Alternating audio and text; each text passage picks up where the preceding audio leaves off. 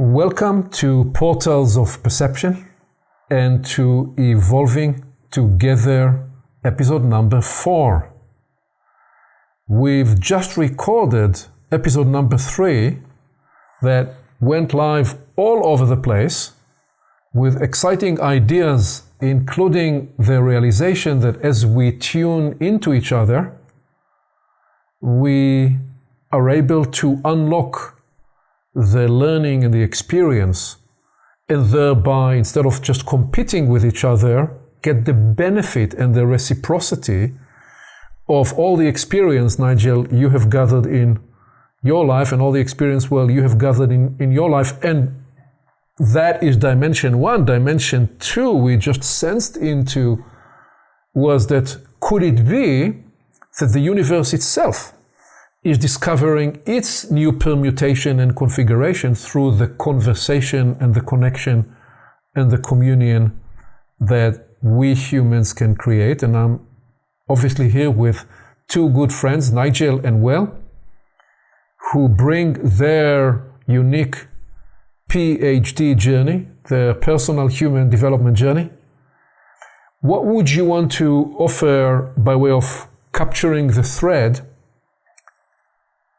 and giving us a bridge, because we want then in this episode today to bring some of the elements we explored in the second episode, where we focused on what is holding us back and journey to describe what might be some ways to absolve and release these. So please, what bridging would you offer? The place I'd start, I guess, is with this whole idea that the human is probably the most advanced radio set in the whole universe. It can tune into anything. Now, as it is with radio sets very often, if you've got a radio on in the car, for example, then you'll tend to have your favorite channel and you'll be tuned into that channel. And that's mostly what you'll listen to, maybe a few channels, Now, what I would firstly say is that as we grow into this world, we are persuaded to tune into some pretty sophisticated conditioning that affects us profoundly and tends to limit the use of our human capability by causing us to tune in to particular avenues of perception, particular views of the world, particular ways of going on, that actually, looked at in the vastness of what the human is, are profoundly limiting. It's like, if there's 1,000 radio channels out there and you only listen to one, you're getting a very narrow view of life. And this, whether we like it or not, this happens to us because we are forced to conform with the world around us to make our way in it. And this is one of the prices we pay for it, that we really have to be cognizant of what the world expects us to be cognizant of. That's how I bridge it. Thank you. Thank you. Well, please, Nigel, what would you bring as a bridging comment here?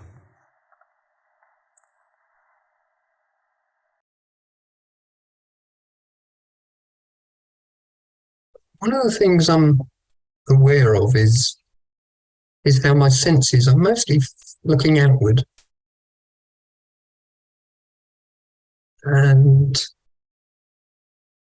But then I feel feelings come from deep in me. And I'm curious about that. Because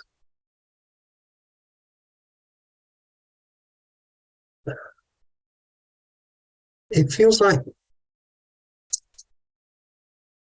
the senses are kind of automatic. Yes, they can be improved by practice, training, but it feels like feelings are a more mature faculty. that requires a development. And as Well was saying, we tend to get hijacked by some of the local psychologies. And we tend to look outward and measure ourselves by comparing ourselves to others, rather than the reflection to oneself about oneself. And I can see that there's a great danger in that, in the comparison aspect, rather than what is my nature unto myself. And what does my instinct or intuition tell me is right? Because there's a lot going on in the world at the moment that's very common, but it's not right. So I really feel the need for, I mean, it's curious that children, seems like by design, they have no self-consciousness up until puberty. And then something else kicks in. But I find many people, in the lack of development, still do not have self-consciousness. And it promotes the aspect of blame of everything else. Yeah, you're using here self-consciousness in the sense of the capacity to tune inside and bring all that is available for the human system on the inside. Well, so let me try and bring a couple of pieces together. The core premise we are exploring in Evolving Together is the shared sense that something extraordinarily profound is occurring right now for us humans on this beautiful planet we call Earth. And there is a sense about this that in what we would sometimes describe below the line, there is a lot of pain and strife and wicked problems that needs addressing. And there is also the sense that in the evolutionary frontier, new capacities are coming online, new possibilities open up for us. And so what we said was, let us explore this idea of evolving together. Explore what is holding us back, explore what becomes possible for us when we are able to overcome these obstacles, release these obstacles. And the inspiration, the driving motivation is, could we inspire others anywhere around the world to inquire together with us or with their circles, wherever they are, this simple question: how do we evolve together? As individuals, as families, as cities, as nations, as humanity at large. And Well will say, well, as in the cross-planetary sense as well. So, at the universe at large. So, within that, I now recognize that, well, what you offered was, well, you said the human is the most advanced radio set, which is another way of saying the human has the capacity to tune into anything and everything. It's very popular in the world today to believe that you need to use certain medicines or certain substances such that you'll become more porous in your capacity to tune. We actually believe that there is a natural way for the human system to tune into anything without needing to use anything injected. So there is that awareness. And what you then brought into it, Nigel, was the distinction that, okay, so in the planetary part of ourselves, what well described in the previous conversation as the biological planetary self that we appeared in, that is a system that's very much guided by the five senses. You're saying, oh, right, that is the planetary sense, but inside the planetary is in a way a womb for the universal life, the enclosure for the universal life. And one of the ways the universal life can be revealed and accessed is through feelings and through sentiments and through the capacity to tune in to the babushka, the universal babushka on the inside. And it seems to me that you're both suggesting that, well, actually, the way you activate this most advanced universal radio set, radar that you are to tune into anything in the universe, is by bringing online all those inner lives, the babushkas within, inside of which the cosmology of feelings and sentiments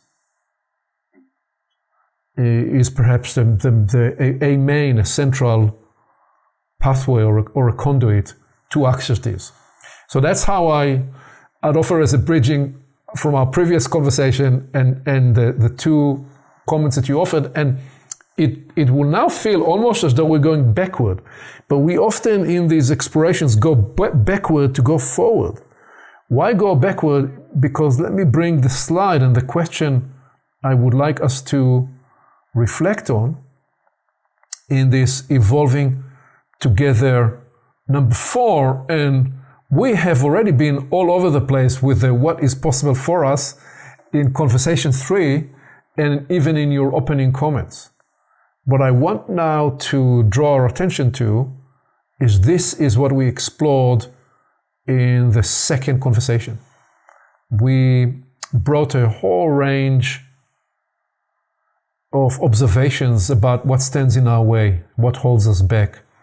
We talked about how we hurt each other and are therefore afraid of each other, about the third blood system of distrust, the recognition that we are captured by trauma and the scar tissue that trauma produced, the sense that we are often in a circumstance where we can easily be overwhelmed by polarizing conflict and strife, that through that we run a fear-based rivalrous operating system.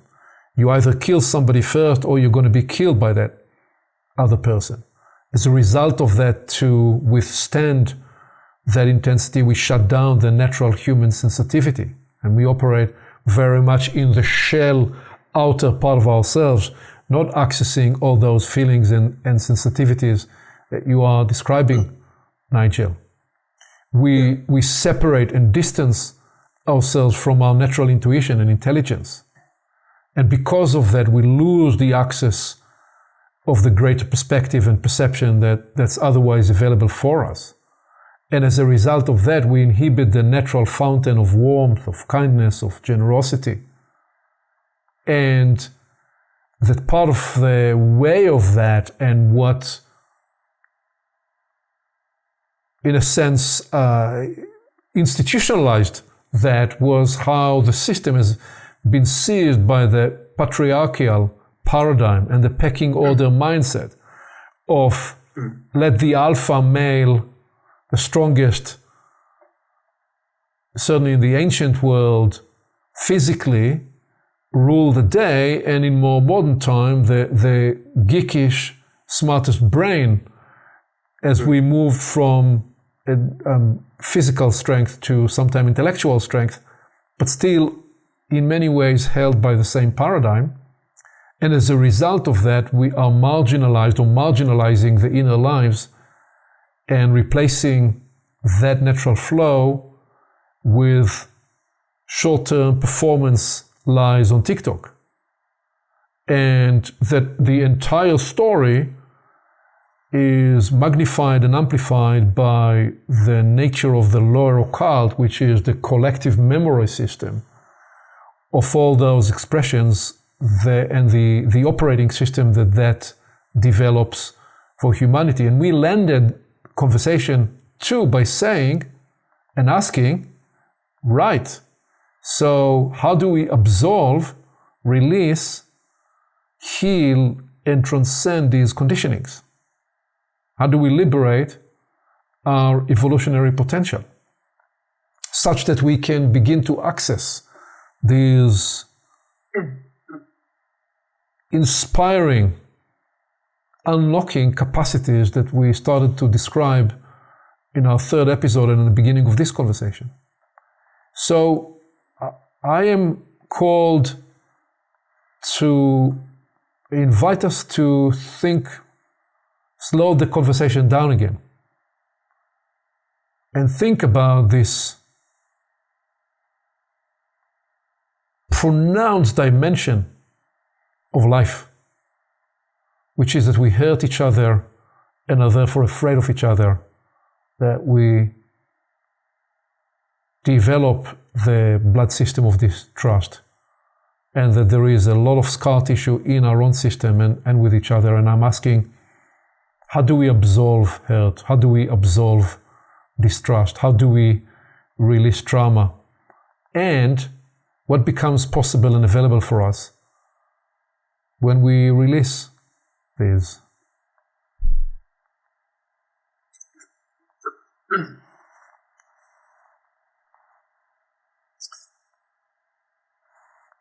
So would you play jazz with this, please? Yeah. Well, regarding trauma, I guess we've each got our own experience of trauma, and I certainly had in my life, and it certainly seems that a lot of trauma happens. Well, no, from my experience, the trauma happened when I suddenly found myself alone, without mother or father nearby. Didn't know where they'd gone. I was in hospital.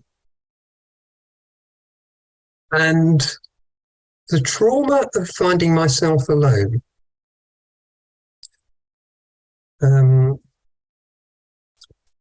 well, it produced the symptoms of asthma that I'd never had before. And that continued for the rest of my life. And I forgot the experience of the trauma, but that doesn't mean the trauma wasn't still active and functional in my body. And as time went on, I kind of got an intellectual appreciation of what had happened, but it didn't change the trauma. And it kind of happened by accident for me. In that I found myself with a group of friends, companions that I'd worked with over a period of years. And I found that they became like a new family to me. And somehow, in their investment in me and my investment in them, it allowed me to, it allowed the trauma to melt. Because up until that point, it was like trying to arm wrestle with myself. You can't win. You can equate yourself, but you can't get rid of the trauma. But it was only by building a new family and the settlement, the fortification that happened in me, that something else could melt the trauma. So it seems intrinsic to me that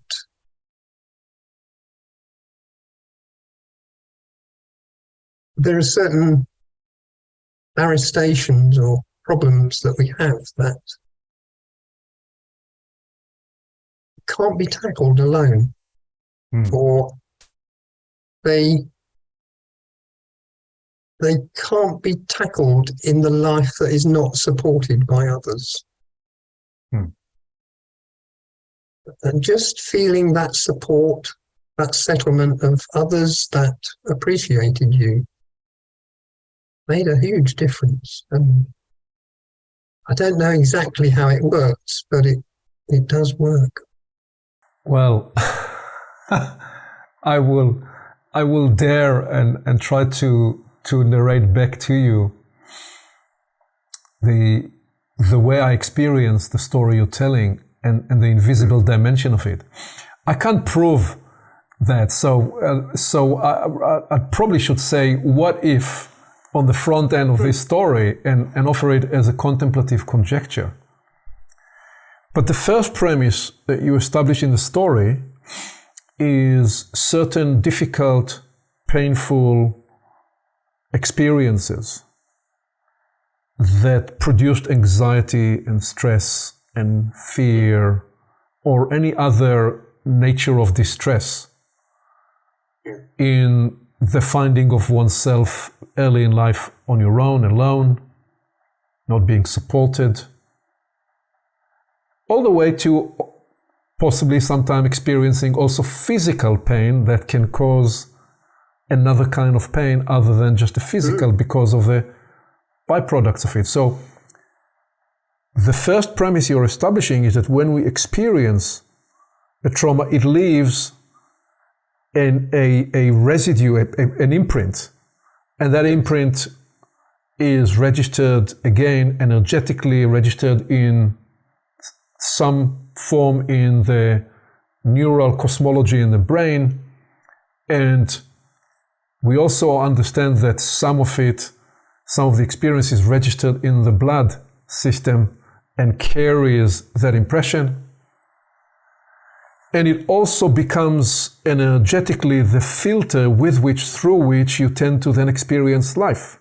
So if you imagine for a minute that you do have an energy field that you experience life through and see life through and perceive life through, then if you have a scar tissue, that scar is there, and similar to how you could have a scar on the retina that you will bias or will impact your eyesight, you can have an energetic scar that will make you see the world through that scar, and by the way, will tend to reproduce that scar time and again.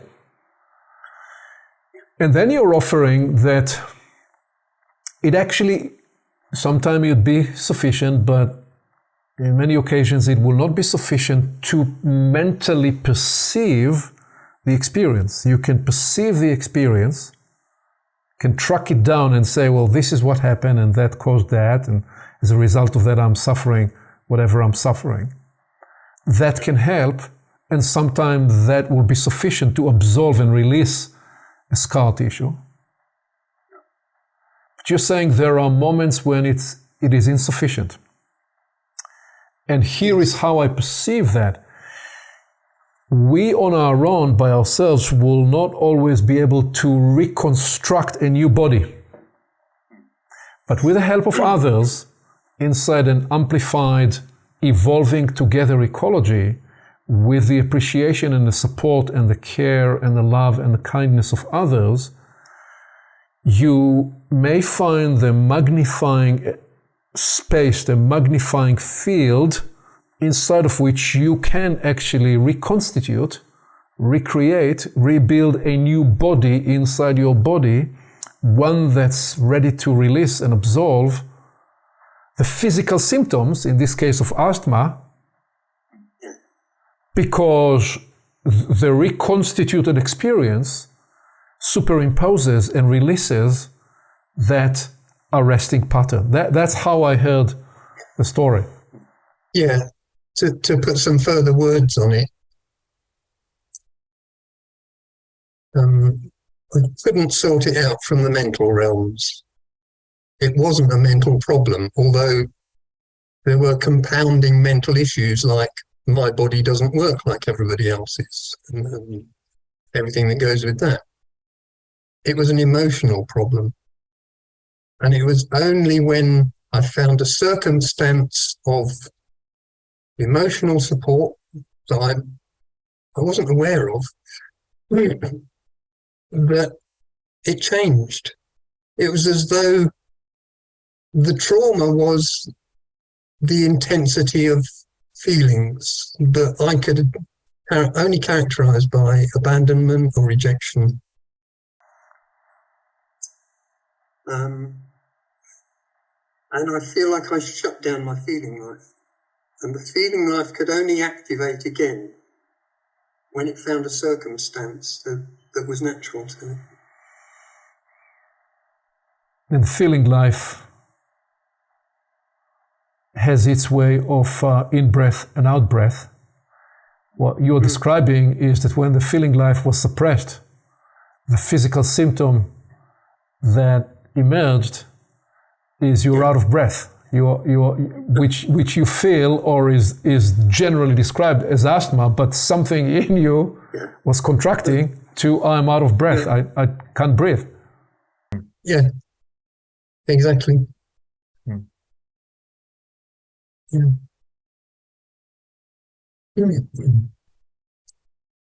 I'd like to add something into this at this point, because we're talking on the last call about the soul as an orchestrating system that basically clearly keeps the body and its systems functioning in a balanced and throughout way, which is very sophisticated because there are so many things going on. For example, just keeping your temperature stable and enabling all the different organs and systems to work, most of which we're never really conscious of. All of this goes on in the background, and it works very well for us in keeping us alive and keeping us going. But another of the capacities of the soul, which is a necessary protection system, is when you're not able from your own life, your own perception, to cope with something, the soul has to cope with it. Otherwise, experience would be so overwhelming that you wouldn't survive it. So what happens naturally in the soul is that it finds ways to cope with the overwhelming and difficult experiences that you run into in life. The trouble being that then becomes a print. I'll give a very small and very innocent example. I was once in Colombia, living for about 6 weeks on a coffee plantation, which is a very interesting experience in the mountains of Colombia. But one of the things that happened while I was there is I experienced for the first real time in my life an earthquake. It wasn't a huge one, but you could hear it coming over the hill like a deep sort of rumbling train. It was really quite noisy and quite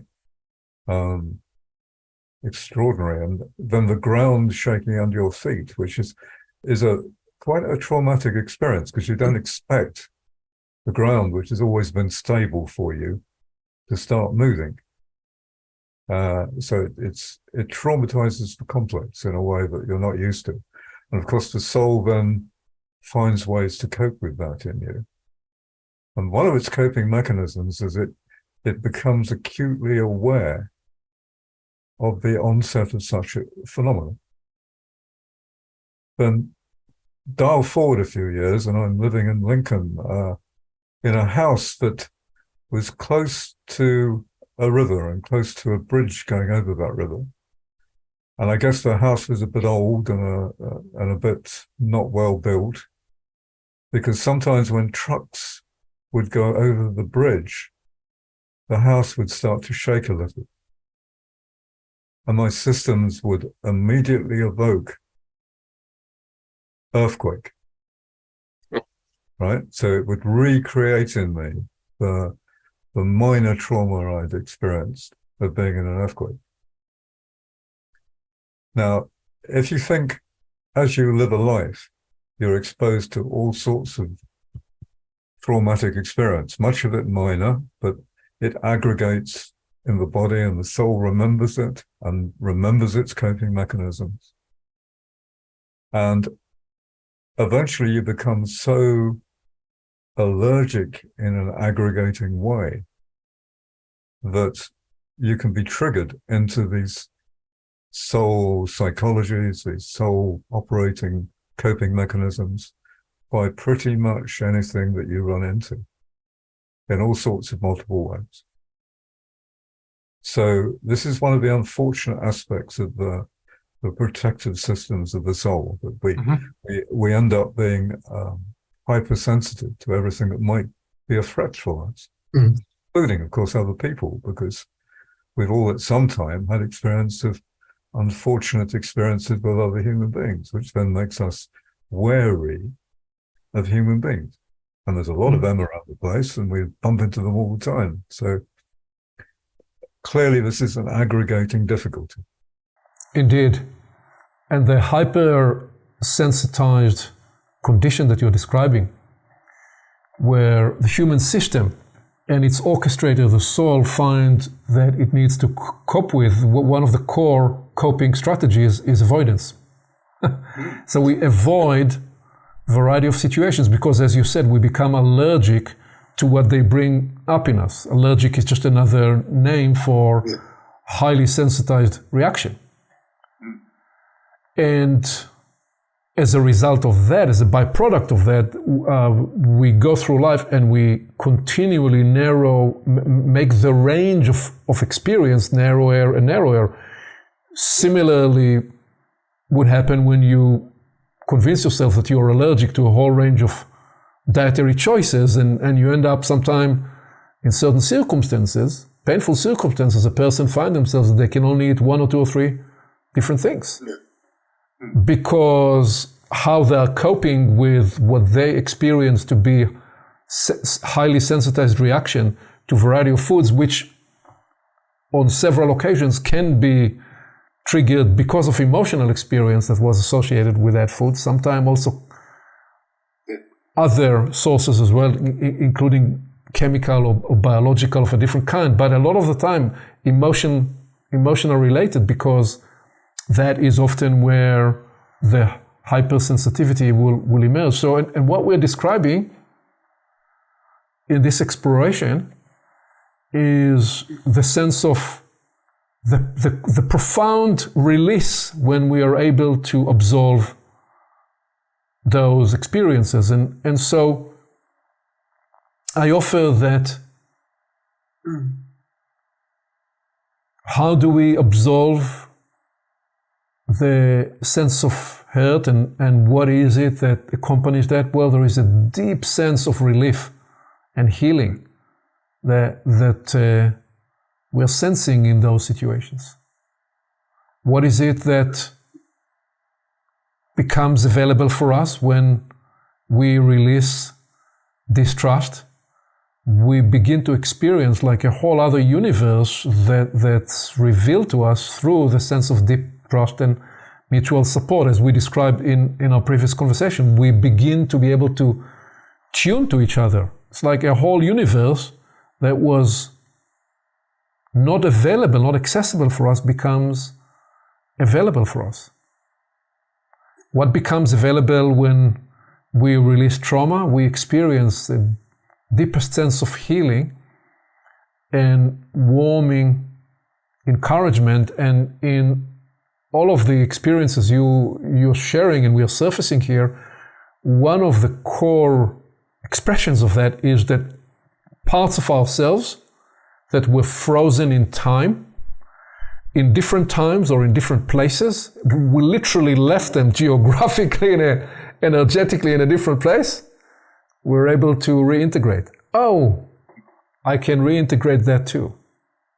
Can reintegrate that part of me too. So all the fragments that were left behind are reintegrated to the person I am today when we do this work of healing, work of development, work of love. Now, an important nuance I'd highlight here, I don't think we are proposing that human life is meant to be completely pain-free or struggle-free or stress-free. That's not what we are saying. That's not what we are saying. What if, like, to bring a personal experience of my own, there were times when, actually more than once in my life, my entire biography is a sequence of circumstances when I was with a certain situation, with all the way back to youth, and I felt very passionate and strongly about doing certain things and voicing certain things that were not necessarily conventional or appreciated. So I've experienced the pain of rejection and the pain of criticism. And there is something about being criticized, the experience of being criticized, that can be very, very painful and very curtailing and limiting to your sense of freedom. And there was a particular time in my life when I talked to myself about it, because one of the things I do in my development work with myself is I talk to myself. Why would you talk to yourself? Because if you'd want to see the world, now we live in a time where people often seek to find a new feeling and a new experience as the first move they make. In my journey, I've discovered that actually you want to introduce a new frame of mind, a new way of thinking, and that then enables you to heal, transmogrify, metabolize, sublimate, and actually access new feelings and new experience. So when I find myself in a point of stress that I'm such as being criticized, I talk to myself about accepting and embracing that as a gift. And I've actually discovered that I could choose what was the gift that was inside the experience, because sometimes on certain occasions what I experienced as I was being criticized was actually somebody offering a different perspective, and because I've been sensitized in the past by criticism, being born and raised in the community of a kibbutz in Israel, if you were unconventional in any way, and I was a lot of the time a little bit outside of the conventional line, you'd be criticized. So, but on certain occasions, it actually was not criticism at all. It was somebody who was offering a different perspective that I experienced as criticism. So there was that part in the continuum. And then there was the part that also included just straightforward, judgmental, derisive, demeaning criticism. There was quite a bit of that too. And I asked myself, well, what's the opportunity? What's the development opportunity? So you could say, and I said to myself, well, one development opportunity is not to be so reactive about it. To recognize that every person is entitled to their own opinion. As Clint Eastwood once said in one of his movies. And that actually releasing people to have their opinions was necessary for me to be able to more fully release myself to have the point of view that I felt strong about. And then going deeper into the experience, there was a time where I actually talked to myself about learning to embrace compassionately with love the pain that I was experiencing, because I discovered that it was part of the initiatory experience I needed to go through to more fully discover and unlock the emerging passion and insight and perception that was arising in me. So actually what was showing up as criticism, and there is a evolutionary biology reason as to why we will experience rejection. as painful, because when we in our ancestral experience, if you were rejected by the tribe, you practically would be left out, and so rejection meant death. So that's actually wired into our system, and why we are right to biologically and neurologically be wired to try to bypass, to make nice, to be accepted, and to build all the necessary strategies to fit in. But so what I discovered through metabolizing this experience, that while that was true in the survival physical sense, actually in the release of the evolutionary possibility in what, well, you called the second and the third dimension of the self, the entrepreneurial journey of developing yourself universally and then communing with even your third dimension, the spiritual self, that it actually required me to relax and develop the maternal capacity in myself to see the part, the child part in me that feel hurt, offended, is sullen, and offer that dimension of the self, the comfort and the caressing confidence. It's okay. You can have that experience, and actually there is a gift in that experience because you're no longer subject to it. You can disarm it. You can witness it without identifying with it. And the other discovery inside it was actually rewiring the experience of pain, and choosing to embrace and love certain pains. It's like when you go to the gym and you lift hard some weights, or when you run. There is certainly, because as a long distance runner, I've actually trained myself to lean into the pain, to love the pain, not in the masochistic sense, but in the sense of the can-do release and power that's latent in the body. So all of that is how the overlays that I brought into the release of trauma and scar tissue to liberate greater possibility. Yeah, I think what you're talking about here, Aviv, is beginning to open up the profound realization that yes, we are universal beings, and therefore it's possible for us to develop a higher operating system, which literally operates at universal level as we live upon the planet.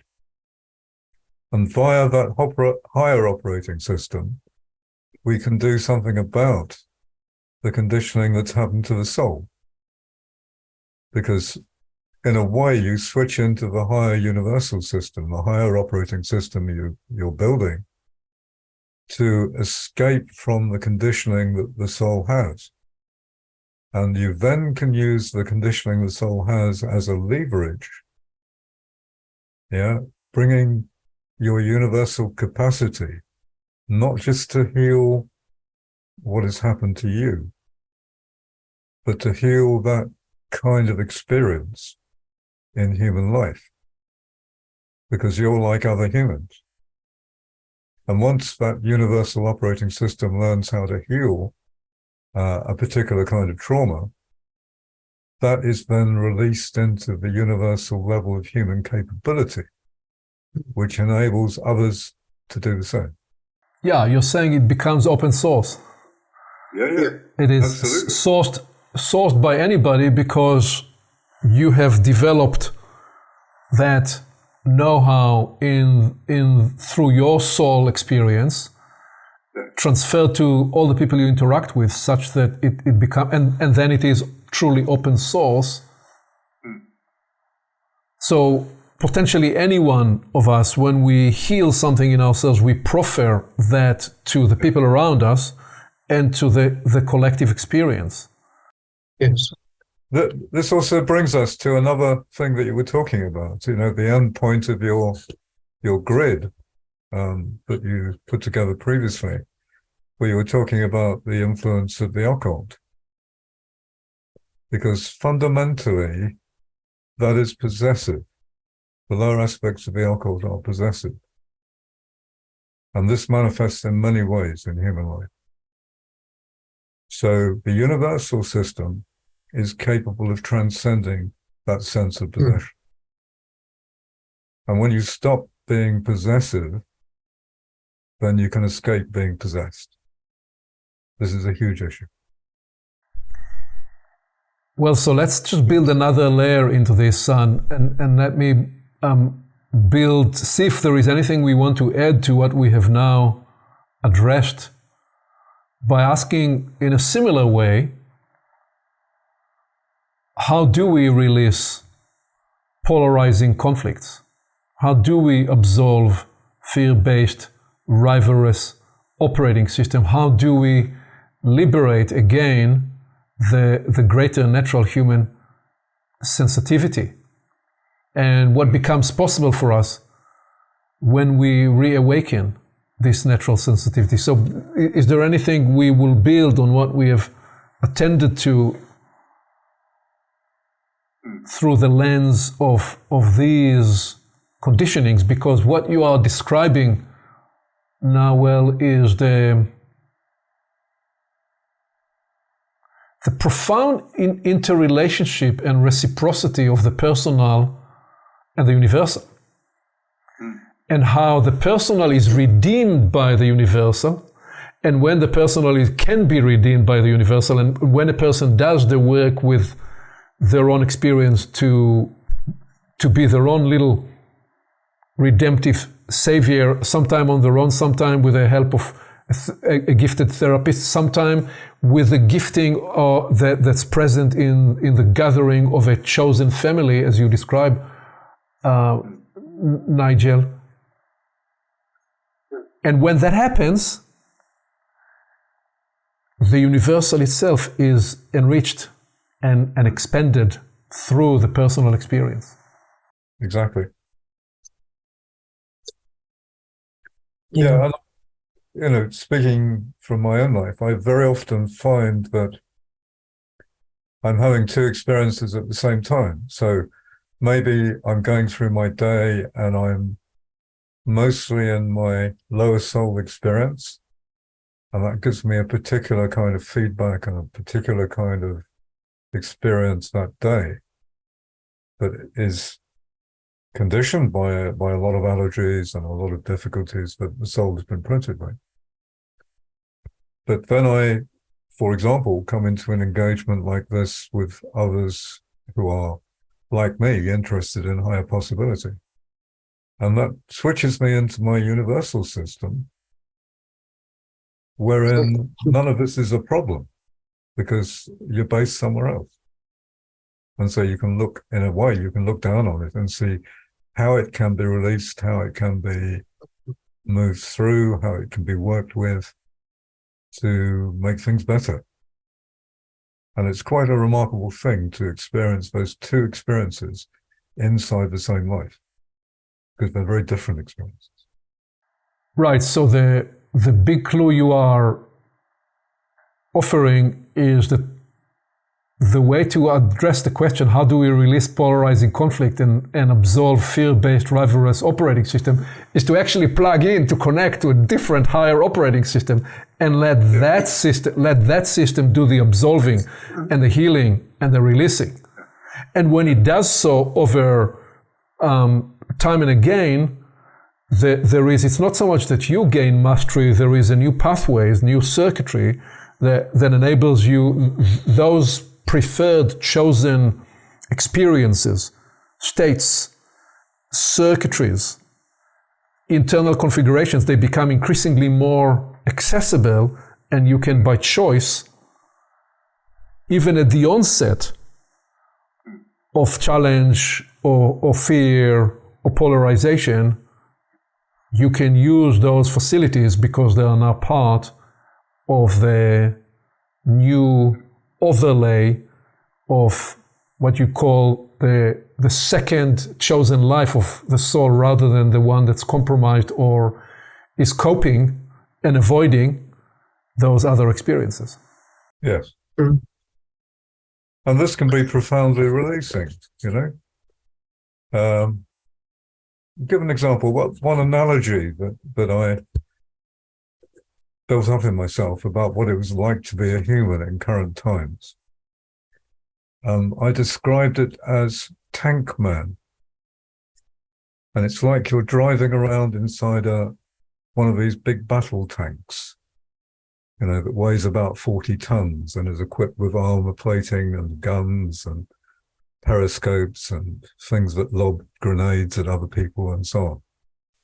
And life to some degree turns us out like this, which is obviously an aggressive to aggressive experience, because you've got a big gun pointing at you and you're pointing a big gun at others, and it's not an easy situation to be in. But if you begin to develop your higher operating system in universal terms, then when the circumstance is right, you open up the turret and you climb out of your tank, right? And you invite another life to do the same. And that's a profound experience, because very quickly you discover that something else is possible. I mean, you don't have to go through life entirely in self-defensive mode. Indeed. Indeed. And isn't it the case that sometime in life you're lucky and the two guns, the two tanks, there is a mutual decision to bring about mutual disarmament? But often it is the case in life that somebody chooses to make the first disarmament by themselves, step into the vulnerable position, because they elect to do so because they believe in something, because the relationship is important, because the cause is important, because simply not living inside the tank is important, because reaching for the more liberated, higher possibility is important, whatever is the catalyst. And the person chooses to bring about this disarmament. Please, Nigel, you've been trying to get in the conversation for a while. Well, it's almost as though rivalry kind of fits with the planetary level. It's a place of duality, and it has a kind of natural hierarchy to it. But at universal level, it's a different system. Maybe it's not the sevenfold spectrum level.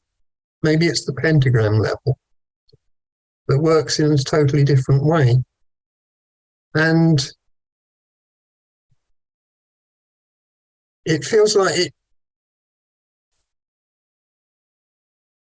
it becomes difficult when we personally subscribe to the rivalry. Rather than taking a step back view, that as you say, both sides of the rivalry are valid. And the only way to transcend the opposition of each polarization, which is going nowhere, is to embrace both. And in that, generate the trust that something else can come in the balancing. And a curiosity happened in me. In seeing the word rivalrous, I thought maybe the escape from it is to go chivalrous. Yeah. And engage the higher emotion. Yeah. Yeah. Yeah, so, and we've had earlier on Portals the conversation about chivalry and chivalrous and the valiance that accompanies that, the sense of being valiant. So all these are pathways or gateways to do the work that is necessary to help us expand the freedom and the uplift of possibilities when we release the sense of polarizing conflict and the extraordinary thing that becomes possible for us when we indeed do away with rivalry and engage in a more valiant, mutually supporting, mutually kind, mutually appreciative, and in the universal sense, one where there is a recognition that we are each a portal to an aspect of the universe, that like if we destroy another, we are about to miss some configuration, some portal to the universe. So when we do accept that what we are able to access is just an extraordinarily immense natural range of natural intelligences, and with expanding the freedom and liberating our expression and accessing this natural intelligence and creativity, we unlock potent connections and communion possibilities only possible through profound human sensitivity that we otherwise would be missing. So all that is part of the work, the personal work and the collective evolution work we are inviting in the prospect of evolving together. Yeah. I'd like to take the opportunity to highlight in what you're saying, Aviv, two levels, in a sense, of the higher operating system. Please. Because when you think about it, we have a nervous system within us which is centered in the brain, but actually expands into the whole of the system, which allows us to sense and to acquire information, but also allows us to activate and do through the body. Yeah. Now, we also, in a higher sense, as we've been talking about feelings and connections through feelings, it's possible to develop a higher nervous system and a higher mind state that allows you to perceive things beyond yourself on an increasing basis. And this is, in a sense, the development of the mental realms, the development of the mind, the development of the connective tissues that can be expanded beyond self.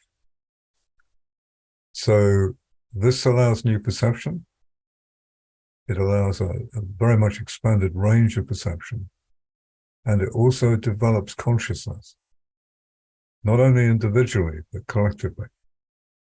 When Jung many years ago was talking about the collective unconscious, which clearly is a shared domain, but it's also possible to build a collective consciousness. And humans do this simply by the fact of sharing ideas and learning from each other. So there is the mental range, the mental operating system at universal level, but then there's a deeper operating system. And that's to do with the emotional development. And the beauty of that is that it allows, as we were talking about in the last session, it allows connection and everything that flows through connection to become the operating system. And this is hugely liberating. And the invitation you're making, Well, is to recognize that when we liberate ourselves and are able to enter relationship and communion and connection with areas and realms that were before blocked to us, when we do so, well, at a first level, we are indeed building, as you said, new nervous system. And then not only we build new nervous system and capacity to sense what we didn't sense before, those dimensions or realms that we connect and communion with, they actually build with us their nervous system. So in the first place, we develop ourselves to get into a position to be in communion, in connection, whether you deal with healing, whether you deal with helping people in other ways, whether you deal with realms, as you said, of the mental and the emotional and the spiritual sensitivities. And then those realms can develop their sense organs with us. So we are skating to the edge, to the science fictional end, but it's rather than science fictional, it's science imaginary of the range and the extraordinary scope of what is occurring now in terms of evolution, and specifically in the exploration we are making to the prospect of evolving together. Because we are not describing, you're describing not just evolving together human beings, we're evolving together with all of life, and life itself evolves through us. Yeah, that's true. Yeah. You know, when I was a young lad growing up, one of my loves was science fiction. Curiously, you bring it up. And there was a lot of new perception coming through science fiction at the time. And one of the books I particularly remember and connected to was a book by Clifford Simak, which was called Time is the Simplest Thing. I just want to recount a small part of that book, which was very, very interesting. They discovered that humans were too physically frail to travel through space. And in any case, it took too long. So what they developed were robotic systems they could send into space, and humans who had the sensitivity to mentally travel with the system so that they could explore space without ever leaving the planet. And this guy who was going on one of his exploration journeys happened to arrive on this faraway planet and met a being there that had just simply been sitting on the planet for millions of years, greeting visitors. And it had a particular way of growing. It said, "I trade with you my mind. So I give you everything that I have acquired in my millions of years of experience. And in return, you give me a copy of what you have acquired. And we both learn, we both benefit." So this guy turns up back on Earth with millions of years of acquired intelligence. And his one problem is how the hell does he assimilate that and bring it into play in his life on Earth? Fascinating story. Yeah. Who said this was science fiction? Perhaps not fictional at all. Well, it's not fictional for me now. Yeah. It was at the time. And it's a comment about art and authors and people that certainly in the science fiction genre and others where sometime they will stumble upon a universal truth of how things could be and could work in some aspect of it. So, dear friends, we are ready to bring this home. Any closing comment from you, Nigel, to bring us home on this Evolving Together episode 4? There was one, it's possibly a bit late, but in recounting the trauma stories, at the time there was the feeling that pain was the problem, but really it was the inadequacy of reaction to the pain that was the problem. And then the responsibility in that is like was said earlier, to find the higher system in one. that can neutralize the problem and elevate oneself in the process. Yeah, it's a very important awareness. What you are alerting us to is that often it's the secondary and the tertiary meaning-making configuration that we catalyzed in our system that is the trauma lodgement rather than the initial instigating event. It's not what happens to men, it's what man does with what happens to them that catalyzes who we become and who we choose to may possibly release that we became. So, such that we evolve together. Thank you for this journey today, to be continued. Yes, thank you, Aviv. Well.